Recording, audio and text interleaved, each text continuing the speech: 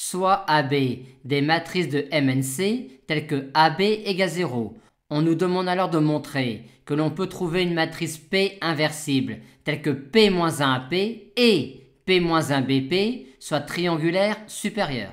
Pour cela, on va commencer par transformer ce problème matriciel-là en le problème suivant sur les endomorphismes, soit U et V des endomorphismes d'un C espace vectoriel E de dimension n, tel que U rond V égale 0, et montrons alors que l'on peut construire une base de E dans laquelle à la fois la matrice de U et la matrice de V sont triangulaires supérieures.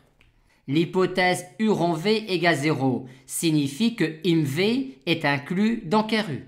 Et pour réussir alors à construire une base B de E dans laquelle la matrice de U dans B et la matrice de V dans B seront triangulaires supérieures, on a envie de commencer par considérer une base B1 de E adaptée à cette décomposition-là de E. Dans une base B1 de E adaptée à cette décomposition-là, la matrice de V dans B1 aura cette forme-là, étant donné que IM de V est inclus dans KER de U.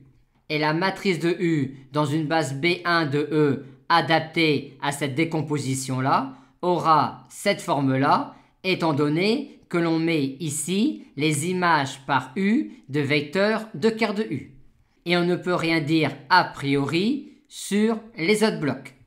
Mais on voit que KER de U est stable par V et que l'on a donc ici la matrice de l'endomorphisme de KER de U induit par V dans la base de KER de U considérée.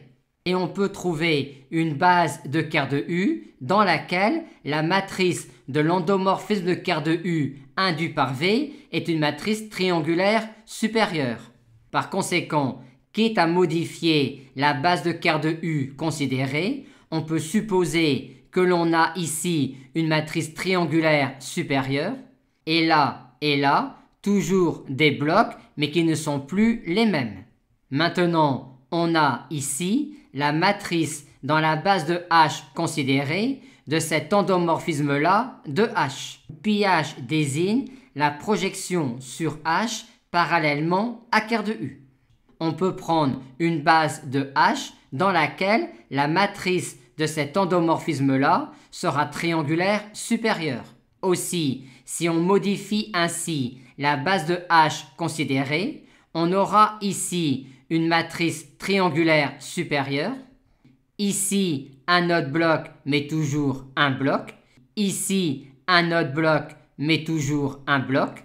Par contre, on aura toujours ces blocs nuls et on aura toujours ici notre matrice triangulaire supérieure. Aussi a-t-on obtenu que quitte à modifier la base de KER de U considérée et la base de H considérée, on pouvait avoir une base B de E dans laquelle la matrice de U avait cette forme-là, la matrice de V cette forme-là, avec ici et là des matrices triangulaires supérieures et donc une base B de E dans laquelle à la fois la matrice de U dans B et la matrice de V dans B étaient des matrices triangulaires supérieures.